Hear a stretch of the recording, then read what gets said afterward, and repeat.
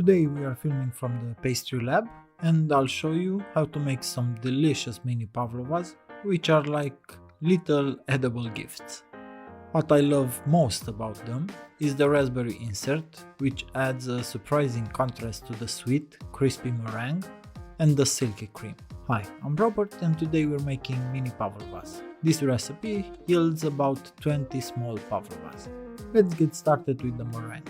In a bowl, combine 100 grams of egg whites, 200 grams of sugar and 5 grams of lemon juice. Place the bowl over a double boiler and heat until the sugar is fully dissolved. Once dissolved, transfer the mixture to a stand mixer and whip on medium speed until foamy. At this stage, add 5 grams of cornstarch and continue mixing until you achieve the desired texture. Next, transfer the meringue to a piping bag with a round tip.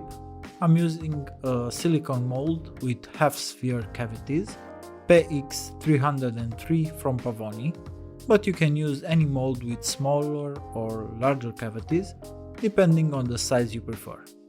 Bake the meringues at 80 Celsius with fan for about 1 hour. After that, I like to flip them over and bake for another 15 minutes to ensure the inside is fully dried. While the meringues are baking, let's prepare the raspberry insert. In a small bowl, mix 20 grams of sugar, 6 grams of NH pectin. Gradually pour in 350 grams of raspberry puree, making sure it's not too hot, about 30-40 degrees Celsius. Stir, then transfer everything back to the pot and bring it to a boil for about a minute.